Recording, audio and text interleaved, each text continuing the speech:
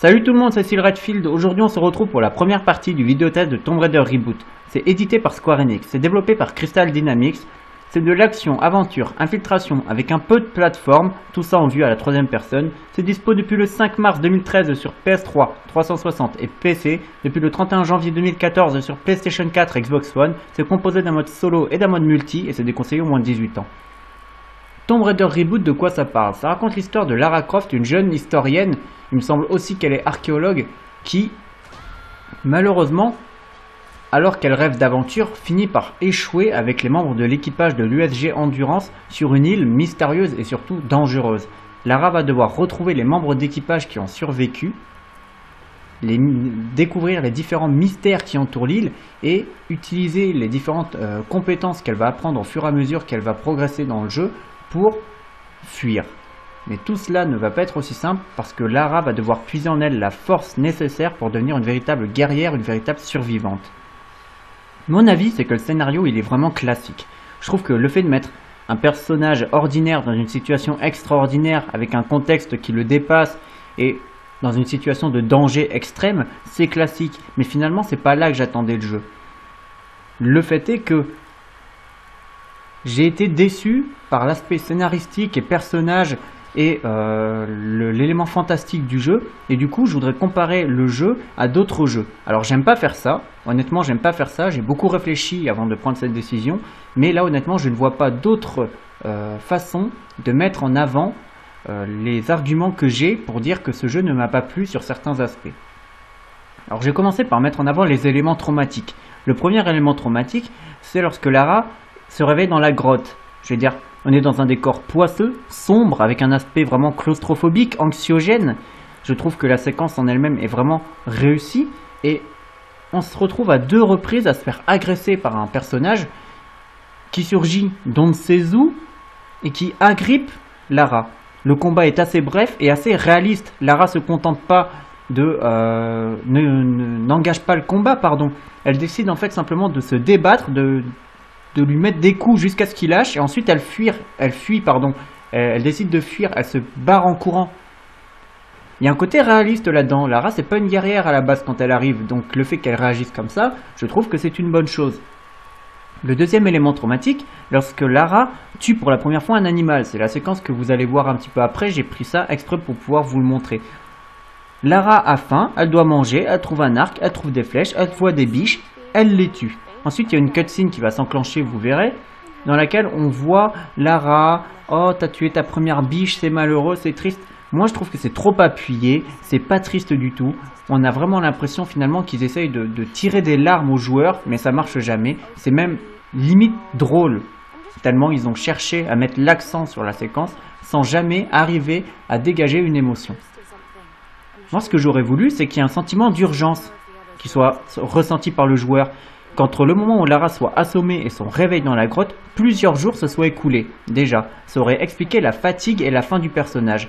J'aurais aimé que du coup, les déplacements soient difficiles, que le personnage paraisse fatigué, qu'on ait une vision brouillée, floue, que la caméra tremble, que Lara peut-être paraisse un petit peu amaigrie par rapport à la cutscene du début. 3 jours sans manger, vous inquiétez pas, elle va puiser dans ses réserves, hein. J'aurais vraiment aimé que le joueur ressente l'état physique et la détresse en fait du personnage et le fait que physiquement il soit plus faible qu'au début. J'aurais aimé ça. Du coup, le fait de devoir tuer pour manger, ça aurait été un besoin primitif. Elle aurait dû chasser, un petit peu comme, mais par nécessité, un petit peu comme Ellie dans The Last of Us lorsqu'elle chasse pour amener à manger à Joel. Vous voyez, là il y a une nécessité. Elle chasse pour survivre. Elle chasse pas parce qu'elle a faim. Alors que là, j'ai vraiment l'impression que Lara chasse parce qu'elle a faim.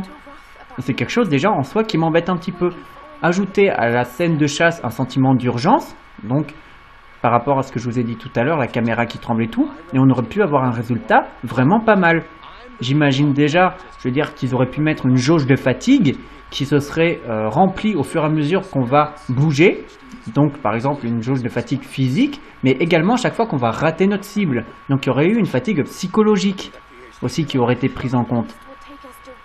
Lara, c'est un personnage très populaire, adoré par les fans, et imaginez si on avait créé chez le joueur une peur de l'échec.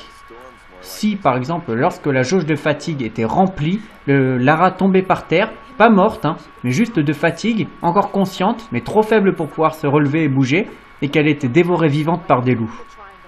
Là, il y aurait eu un traumatisme chez le joueur, même si on voyait pas la séquence, juste si on avait une cutscene de 10 secondes dans laquelle on voyait les loups arriver, Lara avoir peur, et qu'on entendait les bruits, juste entendre. Il y aurait eu un côté morbide, vous voyez, sans forcément qu'on le voit. Du coup, ça aurait créé peut-être un choc chez le fan de Lara Croft. La voir mourir de manière aussi brutale, aussi violente.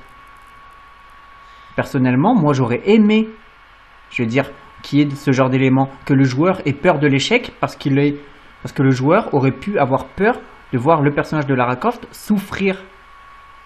J'aurais aimé aussi que la cutscene de fin, on voit simplement des regards entre Lara et la biche et finalement un plan où on découvre toutes les blessures que Lara a infligées à l'animal. Ça aurait pu être, je trouve, une bonne idée parce que ça aurait rajouté un côté dramatique à la scène. Il n'y aurait pas eu de musique tire-larme, mais en même temps, il y aurait eu un côté cruel, quoi. Comme si la biche avait cherché à survivre, vous voyez, en décidant de résister à tous les coups que lui a assénés Lara, mais qu'en même temps, Lara, elle, avait insisté au point de s'acharner limite sur l'animal. Si à ça vous ajoutez une bande-son qui déchire, c'est-à-dire tout simplement les battements du cœur, les respirations, les bruits du vent, juste des éléments comme ça. Je demandais pas de musique tire-larme, ça sert à rien dans une séquence comme ça. C'est pas ce que je demandais. Eh ben, je pense que la séquence aurait pu être incroyablement poignante et incroyablement touchante sans en faire trop. Malheureusement, je trouve qu'ils se sont ratés. C'est pour ça que je voulais vous montrer cette scène. Donc c'est pour ça que là, je suis en train de jouer à cette scène. Parce que... Voilà, c'est bon, j'ai chopé l'arc. Parce que je voulais absolument vous montrer ça pour vous dire, en même temps, vous dire ce qui va pas. En tout cas, ce qui, moi, me va pas. Le troisième élément traumatique, c'est la première fois que Lara va tuer un être humain. Alors, on a tout pour sentir le personnage en danger. Le gars, il a des gestes déplacés, il a fait du mal à d'autres personnages. Mais bizarrement, à aucun moment j'ai senti Lara en danger dans la séquence. Tout est là pour qu'on la sente en danger, hein, pourtant. Mais bizarrement, pour moi, ça n'a pas marché. Je vous le dis honnêtement, ça n'a pas marché, tout simplement parce que j'ai l'impression, en fin de compte, que Lara, elle a tué l'homme, mais elle aurait limite pu gérer mieux la situation et l'assommer. Ce que j'aurais aimé, en fait, c'est qu'on sente à quel point le personnage était dangereux. Par exemple, qu'on découvre le personnage à travers une scène, par exemple, hein, d'exécution sommaire ou de torture physique ou psychologique. Là, au moins, on aurait pu se dire en tant que joueur, le mec, il est dangereux. On n'a pas le choix. Si on nous dit liquide-le, on le liquide. On sait très bien qu'on n'a pas d'autre choix que de tuer ce monstre. Sauf que dans le jeu, malgré le fait que le mec, il ait l'air, entre guillemets, dangereux, qu'il ait l'air assez, disons, attiré par des actes pas forcément géniaux, pas forcément bons, ben, je sens pas le personnage en danger. C'est ça le problème, en fait. C'est qu'on a vraiment la sensation, en fait, quand on fait le jeu, en tout cas, j'ai vraiment la sensation quand j'ai fait le jeu, ben, que c'est le premier d'une nouvelle franchise et que du coup, Lara Croft, ben, finalement, ben, elle risque rien. Tout simplement. Et ça, c'est quelque chose qui me dérange. Je vous laisse admirer la cutscene dont je vous parlais un petit peu plus tôt. Moi, j'aurais aimé qu'on ait l'impression, en fait, que tuer l'ennemi soit une nécessité. Vraiment. À la limite, qu'on ait une séquence avant où on rencontre notre premier ennemi, mais on le tue pas. Et que justement, cet ennemi revienne et tue un des personnages qu'on a croisé plus tôt dans le jeu. Un ami à nous. Quelqu'un qui était sur le bateau. Du coup, là, on aurait vu la nécessité de tuer le personnage. Là, on aurait vu à quel point il est dangereux. Mais pour l'instant, je veux dire, voilà, il met un coup de poing dans le ventre de quelqu'un, il a des gestes déplacés, ok, mais on sent pas particulièrement le danger. Et du coup, quand elle le tue, je me dis, elle aurait pu l'assommer, le mec. Elle aurait pu. Alors, ça aurait été plus dur, mais elle aurait pu l'assommer. Elle aurait pu lui tirer dans la jambe. Elle aurait pu lui mettre un coup de crosse. Elle aurait pu faire tout ça. Finalement, personnellement, j'ai été un petit peu embêté par cette séquence. Je trouve que elle n'est pas forcément justifiée. Et c'est cette justification qui manque. C'est vraiment comme ça que je le ressens en tout cas. Malgré tout, j'exagère quand même un petit peu, ils ont quand même réussi à faire quelque chose de plutôt pas mal, puisque le premier meurtre entre guillemets que commet Lara, ce n'est pas un meurtre volontaire, c'est un meurtre qui est finalement un accident. Lara, on sent qu'elle voulait pas forcément le tuer, mais que c'est parce qu'elle s'est retrouvée dans une situation délicate qu'elle a fini donc par commettre cet acte difficile, mais en même temps pas volontaire. Donc ça, c'est une bonne chose qu'elle ait géré, qu'ils aient mis ça sous forme d'accident. Mais je pense que ça aurait pu être encore mieux fait, mieux amené, et c'est justement cela que je regrette et que j'essaye de mettre en avant dans mon avis pour l'instant sur ce que j'aime pas dans le jeu.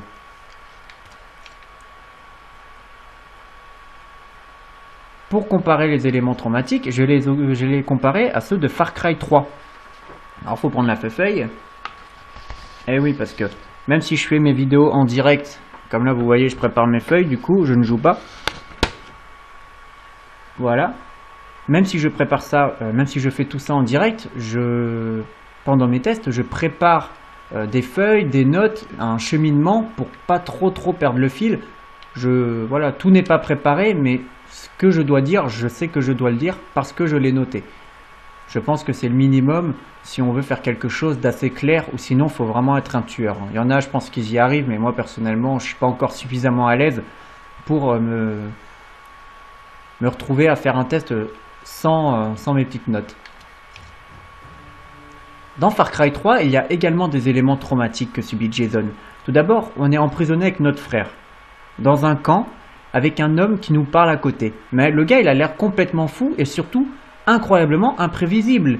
Je veux dire, c'est typiquement le genre de personnage dont on se méfie, mais dès les premières secondes, qu'on ait vu une bande-annonce ou pas. Lorsqu'on traverse le camp, on est en territoire hostile, en territoire ennemi, en position de faiblesse. Donc il y a déjà un sentiment de stress et un côté oppressant qui, moi personnellement, m'a vraiment plu lorsque j'ai fait Far Cry 3. Une fois qu'on est sorti du camp, on discute avec notre frère et il se fait dessouder sous nos yeux. Et là, du coup, une fois de plus, il y a vraiment quelque chose de génial, je trouve. Il y a vraiment un élément de surprise qui est présent pour le personnage, mais également pour le joueur. Et la bande-son rajoute énormément à la notion de surprise, parce que on entend mal lorsque notre frère se fait dessouder. On entend juste qu'il est en train de mourir et que notre personnage crie « Non, tiens bon, tiens bon ».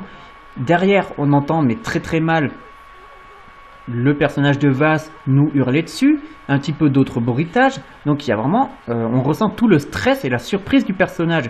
Et du coup, je trouve que ça accentue encore plus le stress du joueur. Ensuite, on a le choix entre arrêter le saignement de Grant ou le laisser se vider de son sang. Alors ça n'a aucune incidence sur le jeu, mais pour moi c'est important, parce que si on arrête le saignement, ou en tout cas si on essaye d'arrêter le saignement, ça veut dire que déjà Jason est en train de puiser en lui la force nécessaire pour faire face à une situation aussi difficile que la mort de son frère. Lorsqu'il court, il court par instinct de survie. Il tombe dans l'eau, finalement c'est comme une renaissance, il tombe dans l'eau et il ressuscite sous forme de guerrier, j'ai envie de dire. Et ensuite, il apprend, entre guillemets, différentes compétences qui vont en faire un véritable survivant. Ça, c'est pour la première version. La deuxième, Grant se fait tirer dessus, mais notre personnage, Jason, ne va pas tenter, entre guillemets, d'arrêter l'hémorragie. Donc déjà, on sent qu'il est paralysé par la peur. Quand il fuit pas par courage ou instinct de survie, il fuit par peur. Et lorsqu'il tombe, entre guillemets, dans l'eau, c'est une renaissance, mais finalement, ce qui va le guider, c'est pas la même chose que s'il arrête l'hémorragie. Si Jason arrête l'hémorragie, ce qui le guide, c'est la volonté de survivre, la volonté de sauver ses amis, et surtout la volonté de faire en sorte qu'aucun d'eux ne vive ce qu'il a vécu. Ça, c'est un bon point. Si jamais il ne fait pas, entre guillemets, de garrot avec ses mains sur l'hémorragie qui est en train de tuer son frère, il est paralysé par la peur, il s'enfuit, il tombe dans l'eau, et à ce moment-là, ce qui, je pense, pousse le personnage à bouger et à essayer de sauver ses amis, c'est le fait qu'il s'en veuille de ne pas avoir eu la force d'essayer de sauver son frère. Vous voyez, ça déjà, je trouve que dans Far Cry 3, c'est une excellente chose. Pour moi, le deuxième traumatisme, c'est la première fois qu'il va nettoyer un camp. Alors, à l'image de Tomb Raider, c'est pas vraiment mis en avant lorsque Jason va tuer un être humain pour la première fois. Donc ça, c'est pas forcément un défaut en soi, mais c'est un petit regret. Comme dans Tomb Raider, on sent vraiment que les développeurs ont voulu mettre, entre guillemets, cette séquence, mais montrer que le personnage le tue limite de manière accidentelle. Donc ça, je trouve que c'est un bon point également dans Far Cry 3. Mais pour moi, le véritable traumatisme, il est dans le nettoyage du camp. La première fois qu'on a tué le personnage, c'est pas mis en avant, etc. Mais notre personnage, il veut pas d'armes après. Denis est obligé d'insister pour que Jason accepte d'avoir une arme. Lorsqu'il décide de prendre les armes pour tuer des gens, c'est lorsqu'il entend son ami, je veux dire, vivante, et que du coup il se précipite dans le camp, il tue tout le monde, il frappe à la porte, il se précipite à l'intérieur en disant « T'inquiète pas, tout va bien, ils sont tous morts, ils sont tous partis et tout ». Et là, il n'y a personne. Et finalement, il ressort. Denis lui dit « T'inquiète pas, tu peux être fier de toi, tu as réussi à tuer tout le monde, etc. » Mais finalement, le plan, après la petite cutscene, nous met face au camp, complètement vidé de toute vie, complètement vidé de toute forme de vie animale ou humaine. Et là, il y a un constat. Il y a un constat. On voit déjà les conséquences du traumatisme qu'a subi Jason. On voit vraiment que tout ce qui le fait survivre, c'est la volonté qu'il a de sauver ses amis et le fait qu'il s'en veuille de ne pas avoir pu sauver son frère. Parce que quoi qu'il arrive, il se sent responsable. Et si ce n'est pas en n'arrêtant pas l'hémorragie, c'est tout simplement en, en ayant peur et du coup en le ralentissant lors de la fuite du camp. Les voilà les éléments traumatiques qui, je trouve, à eux deux, rattrapent mais largement les trois éléments traumatiques de Tomb Raider. Autre point sur lequel je voudrais comparer les deux jeux, les personnages. Dans Tomb Raider, on incarne Lara Croft, une personnage très connue, mais surtout un personnage ordinaire qui cherche à sauver ses amis. Le problème, c'est que ses amis, on les connaît pas. On les a pas vus avant la cutscene du début. On les a pas vus avant. Le problème, c'est que personnellement, moi je m'en fous des personnages. Je m'en fous tellement que si on me donnait le choix entre les sauver ou les laisser sur l'île, je les laisserais sur l'île. Alors que je sauve toujours tout le monde dans les jeux. Mais là, je les laisserai sur l'île. Parce que je m'en fous des personnages. Ils sont pas intéressants. Je veux dire, ils sont pas développés. Que ce soit au début du jeu ou à la fin du jeu. Et finalement, aucun d'eux ne sort du lot en termes de personnalité. Même Lara, je trouve qu'elle est sous-traitée dans le jeu. Au niveau de la personnalité. J'ai l'impression qu'il manque une première partie. Vous voyez, une scène jouable sur le bateau dans laquelle on découvre avant le naufrage les personnages avec qui on voyage, qui ils sont, pourquoi ils sont là, la relation qu'ils ont entre eux et avec nous. C'est ça qui manque. J'aurais aimé une scène sur le bateau où on découvre tout ça et en même temps qu'on apprivoise un petit peu le gameplay. C'est ce que j'aurais aimé. Je pense que c'est une des choses qui manquent dans ce Tomb Raider. Si les personnages sont ratés au niveau de leur personnalité, s'ils ne sont pas intéressants, leur chara design est pour la plupart mais mauvais de chez mauvais. Je veux dire, les personnages secondaires ne sortent pas du tout du lot, que ce soit les gentils ou les méchants. Concernant le méchant, on va en parler tout de suite, le personnage est ridicule. Que ce soit au niveau de son traitement ou au niveau de son chara design. Personnellement, quand j'ai vu le méchant la première fois, j'ai ri. Sachant que quand je joue aux jeux vidéo, je ne rigole jamais, sauf s'il y a une séquence drôle. Mais là, je vous jure, j'ai rigolé. Le méchant le plus ridicule que j'ai vu dans un jeu vidéo depuis longtemps. Mais depuis très très longtemps. Je crois que la dernière fois que j'ai vu un méchant aussi ridicule, c'était sur PlayStation 1. Je ne sais plus dans quel jeu c'était, mais c'était sur PS1. Donc imaginez un petit peu le choc lorsque je joue à Tomb Raider et que je vois le grand méchant de Tomb Raider et surtout la tronche qu'il a. Personnellement, je peux vous assurer que je n'ai même pas compris pourquoi Lara dégainait son arme lorsqu'elle l'a vu. Hein. J'ai même pas compris. Personnellement, moi, je lui aurais serré la main tellement il me faisait rire. Le personnage ne dégage aucune tension, aucun stress. À aucun moment, j'ai eu l'impression que le personnage était dangereux pour Lara Croft. Déjà, en soi, c'est un problème. Mais surtout, les personnages secondaires gentils, je trouve qu'ils ont un chara-design pourri, eux aussi. C'est vraiment... ils sont pas développés et ça se voit sur tous les points, y compris leur chara-design.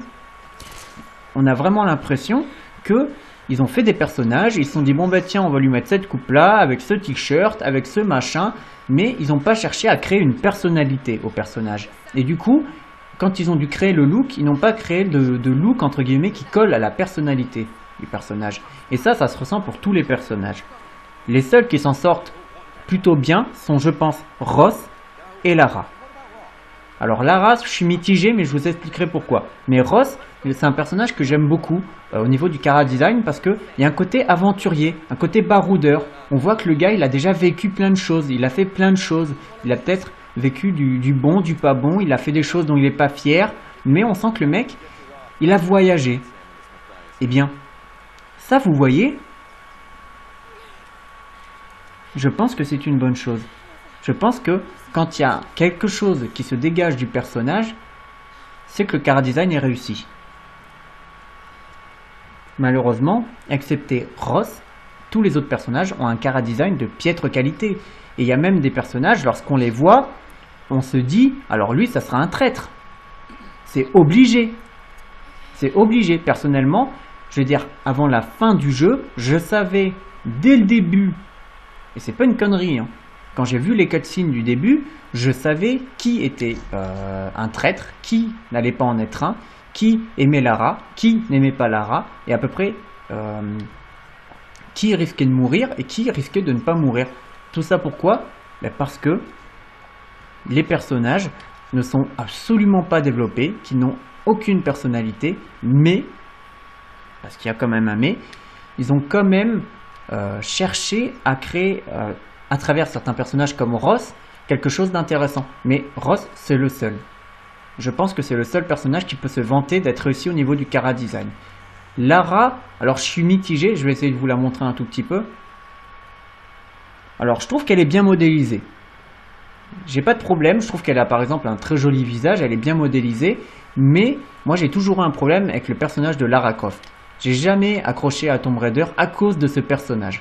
Pourquoi? Parce que moi, personnellement, lorsque je joue à un jeu vidéo, j'ai besoin de m'identifier au personnage. Même lorsque c'est une femme. Alors certes, je ne suis peut-être pas une femme dans la vraie vie, mais j'ai besoin de m'identifier au personnage que j'incarne. Si c'est une femme, j'ai besoin de m'identifier au personnage féminin.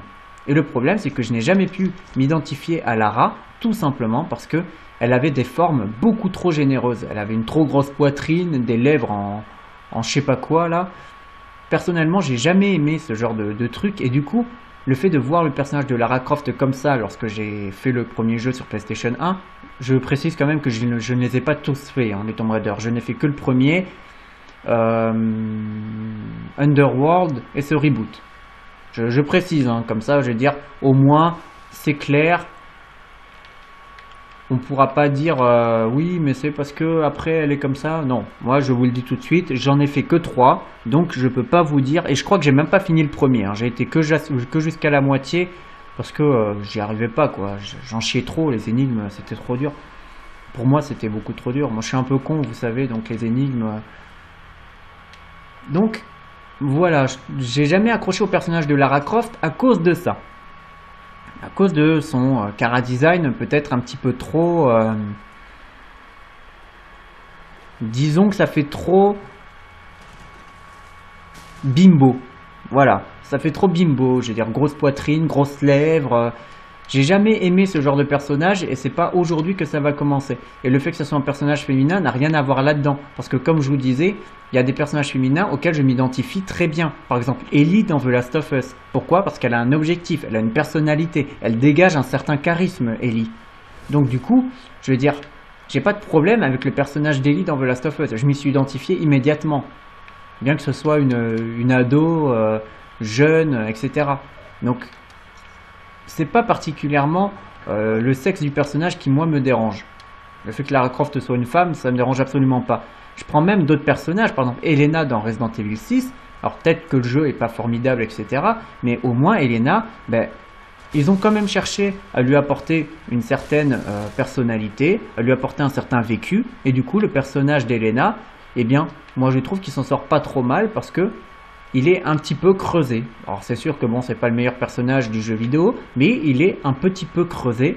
Donc, j'ai pas eu trop de mal à m'identifier au personnage. Et pour prendre un exemple d'aventurier ou d'aventurière, eh bien, dans les jeux récents, on peut citer Uncharted, évidemment, où j'ai pu m'identifier au personnage de Nathan Drake, bien que ce soit un beau gosse, un petit peu charmeur et tout, eh ben, j'ai pas eu trop de problème à m'identifier au personnage, parce que, bizarrement, je trouve que ben, son sens de l'humour, son côté un peu maladroit, Pierre Richard, tout ça, eh ben, ça le rend attachant, finalement.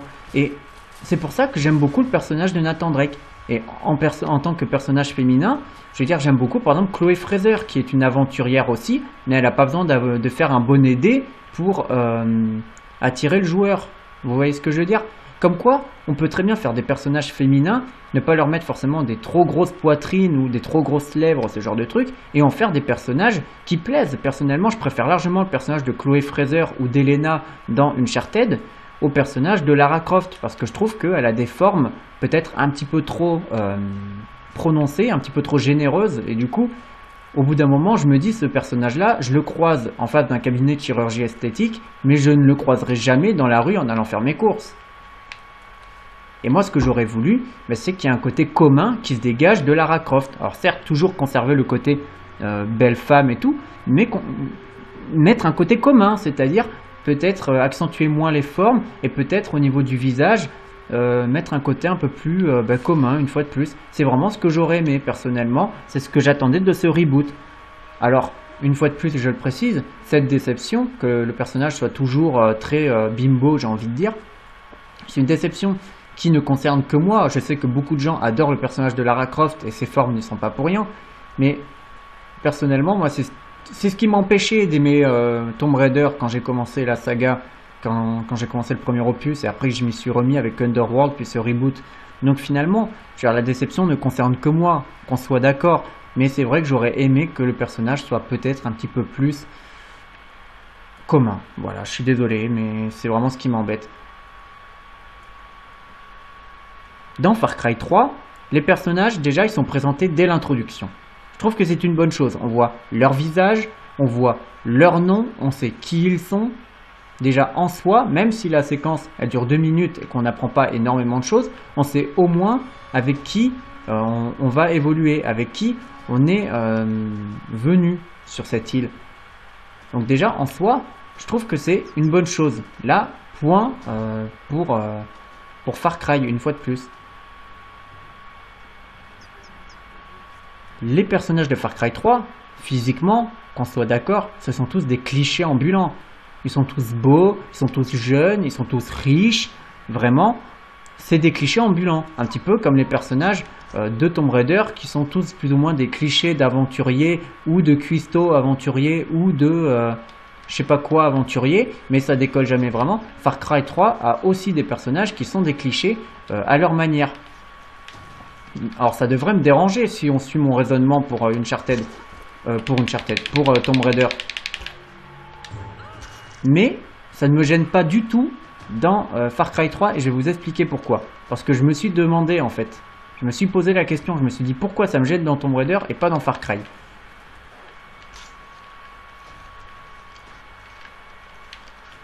Eh bien la Bobby.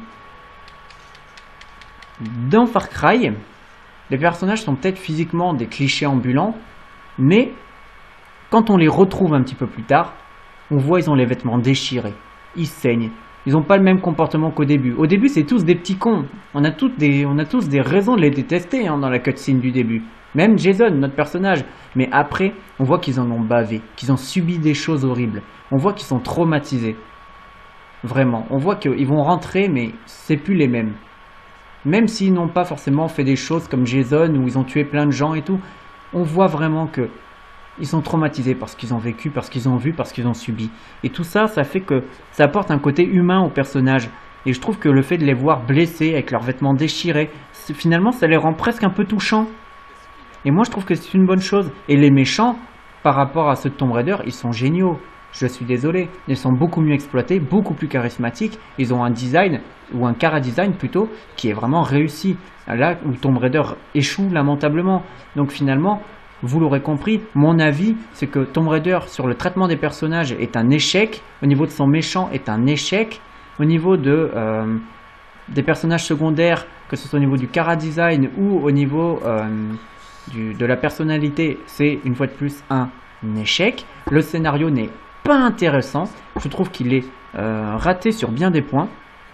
Donc finalement, je veux dire, il n'y a pas grand chose à récupérer sur tout l'aspect scénaristique, et personnage design, chara-design sur ce Tomb Raider.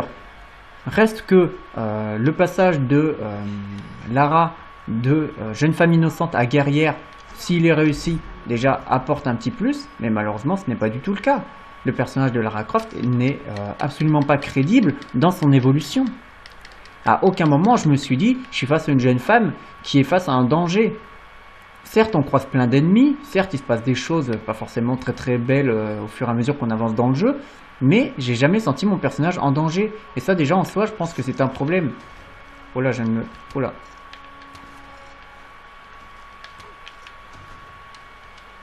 Plus je vois rien du tout. Je sais pas ce que ça donne sur la capture, mais moi sur mon écran je vois que du noir. Hein. Donc je vous disais, le personnage de Lara, même son évolution de jeune femme innocente à guerrière, ben, je le trouve pas forcément terrible. À aucun moment j'y ai cru, à aucun moment j'ai senti le personnage en danger déjà. Donc forcément, même si on lui tire dessus, ben, j'ai pas senti que le personnage était en danger. Forcément, donc j'ai pas eu le petit déclic qui m'a fait me dire en tant que joueur, faut absolument que je protège ce personnage que j'aime tant. Parce que déjà je l'aime pas, mais en plus de ça, parce que je trouve que il n'y a rien dans le jeu qui rend le personnage attachant. À aucun moment je l'ai senti vulnérable.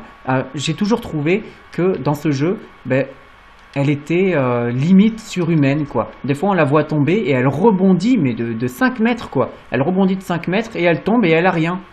Elle se fait transpercer au début du jeu et elle gambade 2 minutes plus tard. Je comprends pas. Alors ceux qui sont un petit peu, voilà, vont me dire oui, mais c'est la même chose dans Uncharted et t'aimes bien Uncharted. Oui, j'aime bien Uncharted. Vous le savez pas encore parce que j'ai pas fait les tests, mais j'aime bien Uncharted. J'adore Uncharted même.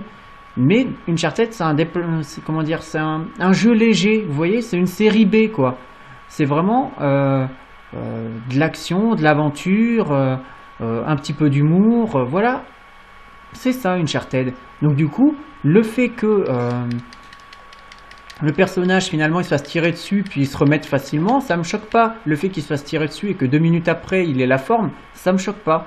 Dans Tomb Raider, il y a une volonté d'apporter quelque chose de réaliste à la licence, à la saga, au personnage de Lara Croft, qui, je pense, aurait dû être mieux traité pour gagner en puissance et tout simplement devenir plus intéressant. Là, malheureusement, je trouve que ce n'est pas le cas et ça atténue complètement tout ce qui aurait pu créer de la puissance dramatique dans le jeu. Donc ça, c'est l'un des points. Mais parlons un petit peu de l'élément fantastique de ce Tomb Raider. Si j'aime bien Tomb Raider, malgré le fait que j'aime pas le personnage de Lara Croft, c'est à cause de l'élément fantastique. Vous le savez, c'est un peu comme dans les Indiana Jones, comme dans Uncharted. L'élément fantastique, c'est vraiment quelque chose qui est important dans la saga. Je veux dire, il y a toujours quelque chose qui sort de l'ordinaire. C'est pas juste quelqu'un qui part à l'aventure. C'est quelqu'un qui part à l'aventure pour chercher une relique qui, dans la vraie vie, est soit une légende, soit un mythe. Ou parfois, carrément, quelque chose qui est décrit comme inexistant, comme faux, comme fictif. Donc évidemment, l'élément fantastique, ça fait partie intégrante de Tomb Raider. J'attendais vraiment, mais vraiment, l'élément fantastique de ce nouvel opus. Je vous le dis honnêtement. Malheureusement, j'ai été déçu, une fois de plus, parce que j'ai l'impression que l'élément fantastique, c'est tout simplement une grosse ficelle qui a été mise là pour empêcher les personnages de partir de l'île, pour les obliger à rester, ce genre de truc. Et moi, ce que j'aurais aimé, c'est provoquer chez moi une volonté de rechercher, une volonté de savoir ce qu'est l'élément fantastique en vrai, quelle est la légende en vrai. Je pense par exemple à Uncharted qui fait ça très bien. Eldorado, ben, Naughty Dog a pris Eldorado, donc la cité d'or, ils l'ont reprise à leur manière pour en faire une statue d'or, une statue maudite. Alors certes c'est classique, une statue d'or maudite, je vais dire que vous m'excuserez, on peut voir ça dans tous les téléfilms de piètre qualité qu'on voit à la télé. D'où le nom téléfilm, hein, je suis con des fois. Mais dans Uncharted, ça rend bien, comme la pierre de Shintamani. On sent que les mecs, ils reprennent, ou l'Atlantide des Sables, les mecs, ils prennent des trucs, mais ils ajoutent quelque chose, ils cherchent à apporter un petit truc, mais ils prennent quelque chose d'existant, mais d'intéressant. Là, dans ce Tomb Raider, l'élément fantastique, j'ai l'impression vraiment que c'est un raccourci pour certaines séquences. Et ça, je trouve que c'est dommage. Tout l'aspect scénaristique personnage, ça m'a énormément déçu, vous l'avez compris. On va partir sur quelque chose d'un peu plus positif, parce que sinon je sens que cette vidéo va être triste. On va partir un petit peu dans la bande son. Alors je trouve que les musiques, elles sont quelconques. Voilà, je suis désolé, mais elles sont quelconques. On n'est pas encore dans le positif, c'est vraiment un peu plus tard que ça va venir. Les musiques sont quelconques. Je trouve que aussi vite entendues, aussi vite oubliées, finalement, elles sont pas mal. Je veux dire, quand on les entend, on se dit « Ah, dis donc, elles sont pas mal, cette séquence-là, la musique est belle, etc. » Mais, une fois que la musique, eh bien, elle est enlevée, ben on s'en fout. On s'en fout de cette musique. On s'en fout un peu, je sais pas, j'ai du mal à comprendre un petit peu le truc. Je me dis, les musiques avaient tout pour être très bien, mais le manque de puissance des séquences et le fait que les musiques soient peut-être un petit peu trop, comment dire, un petit peu trop quelconques, qu'elles manquent vraiment de puissance et tout, que en tant que joueur je me sois pas dit il faut absolument que j'achète le CD des musiques de Tomb Raider parce que les musiques sont géniales et j'ai envie d'écouter les musiques en dehors du jeu pour bien profiter des musiques. Ben, déjà ça prouve que les musiques en elles-mêmes sont pas forcément formidables. Les bruitages, je trouve qu'ils sont classiques mais plutôt efficaces. Je veux dire, le fait que ça soit classique ou que je décrive ça comme étant classique, c'est pas une mauvaise chose en soi. Je veux dire, le classicisme, c'est une bonne chose de temps en temps. Et là, dans ce Tomb Raider, les bruitages, je trouve, sont classiques, notamment les bruitages des armes, mais il y a vraiment un impact, il y a quelque chose, on sent qu'on tire pas avec un pistolet à patate, donc ça, c'est une bonne chose. En plus de ça, je trouve que certains bruitages sont vraiment morbides. Par exemple, lorsqu'on va tirer dans la tête d'un ennemi, eh bien, il va... Voilà, je vais me faire dessouder comme un abruti. Lorsqu'on va tirer dans la tête d'un ennemi, il va y avoir un bruit de chair écrasée, d'os écrasé. Tout ça va faire que ça va rajouter un côté morbide un petit peu à la séquence. Donc du coup, là-dessus, au niveau des bruitages, on est dans du classique, mais dans de l'efficace. Et du coup, ça rattrape un petit peu la bande son qui, je trouve, est quelconque. Les musiques sont pas forcément formidables comme je l'ai dit, mais en plus de ça, la VF manque vraiment de conviction. Vraiment des... Je ne suis pas un pro VF. Je trouve que même je suis pas quelqu'un de forcément regardant. Je veux dire, par exemple, je prends la VF de Far Cry 3 ou celle de Resident Evil 6. Pour moi, ce sont de bonnes VF. Elles sont pas géniales de bout en bout, mais ce sont de bonnes VF. Ce sont des VF de qualité. Et malheureusement, dans ce Tomb Raider, j'ai fait le jeu en VF. Et bien, je peux vous assurer que, comme vous le voyez actuellement, ben, j'ai arrêté parce que je voulais vraiment faire le jeu en VO pour profiter des doublages. Je l'ai quand même fini en VF la première fois, mais je peux vous assurer que quand j'ai refait le jeu en VO, là déjà j'ai eu plus envie de m'intéresser au scénario et à ce que disaient les personnages. Alors c'était pas intéressant ce qu'ils disaient ni rien, mais au moins disons que le doublage est bien meilleur. Donc du coup en soi, j'ai pu profiter davantage du jeu.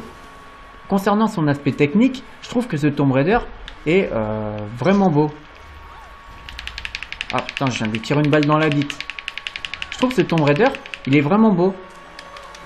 Il n'est pas exceptionnel, mais il est joli. Il est assez fin. Actuellement, c'est la version PlayStation 4 qui tourne. Donc, voilà, j'ai pas de problème avec l'aspect technique du jeu. En revanche, je trouve que les différentes critiques amateurs ou professionnels ont exagéré un peu concernant l'aspect technique du jeu. Tout le monde me disait c'est une baffe, c'est incroyable, c'est magnifique, tu vas voir, ça n'a rien à envier à Uncharted. La Play 3 on a encore sous le capot. Non, clairement non. Je suis désolé, j'ai acheté le jeu sur Play 3 en collector. Après je l'ai racheté sur PlayStation 4 pour voir un petit peu comment ça... Parce qu'il n'y avait pas grand chose, hein, je suis désolé. Il n'y avait que Killzone et Killzone c'était pas bien. Et Infamous Second Son, et Infamous Second Son c'est bien mais sans plus. Donc j'avais envie de voir un petit peu la différence entre les jeux de Play 3 et les jeux de Play 4. Donc du coup j'ai joué à Metal Gear Ground Zero, à ce Tomb Raider, et force est de constater que la version PlayStation 3 est jolie mais pas transcendante. La version PlayStation 4 est elle beaucoup plus intéressante. Je la trouve beaucoup plus fine, beaucoup plus intéressante. C'est normal, hein, la console est plus puissante. Mais sur PlayStation 3 et 360, on m'avait décrit le jeu comme étant une petite baffe graphique, pardon, et j'ai jamais trouvé ça magnifique, bien au contraire. Donc ça, c'est un point que je voulais mettre en avant. Heureusement, les développeurs se sont quand même rattrapés au niveau de la variété des décors, que ce soit les plages, les montagnes, la forêt, les grottes. On voit vraiment du pays, et ça c'est vraiment une bonne chose. Et au niveau de la direction artistique, je trouve que les développeurs ont fait du bon travail. J'ai vraiment rien à leur reprocher là-dessus. C'est vraiment... bravo les mecs. Là-dessus, bravo les mecs. Les décors sont bons, ils sont bien foutus, ils sont beaux. Voilà. Techniquement, le jeu n'est pas exceptionnel, mais disons que ce qui a été fait a été bien fait. Sans être une des nouvelles références. Voilà, je suis mauvais. Bon, ben, j'aurais fait un headshot. C'est pas mal.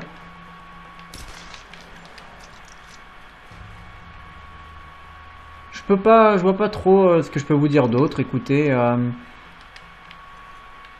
je crois que j'en ai fini pour cette première vidéo. Donc pour résumer un petit peu, ben, le scénario, personnage, traitement des personnages, mais c'est d'une nullité, j'ai jamais vu ça. Personnellement, j'étais dégoûté, j'en attendais tellement, vous imaginez pas. Quand on me dit Tomb Raider, reboot, mélange entre survival horror et jeu d'aventure, personnellement, j'attends un truc génial. Quand j'ai vu les premiers artbooks, les premiers artworks, pardon, lorsque j'ai vu les premiers, j'ai lu les premières infos, je m'attendais à un truc de malade. Au final, ben, j'ai quelque chose de sympa. Voilà, c'est tout. C'est juste ça, c'est sympa. Mais sur tous les points que j'ai énoncés, la bande son, l'aspect technique, le scénario, soit c'est mauvais, soit c'est juste moyen. Mais jamais ça dépasse le stade du moyen. Pour l'instant, en tout cas, ça dépasse jamais le stade du moyen. Excepté au niveau de la VO ou des bruitages. Mais sinon, tout le reste, personnellement, ça m'a pas particulièrement transcendé. Bien au contraire, j'ai été déçu de la majorité des aspects dont je vous parle jusqu'à présent. Je vais vous dire à plus tard pour la seconde vidéo. Je quitte cette première vidéo là-dessus. Tiens, je vois là.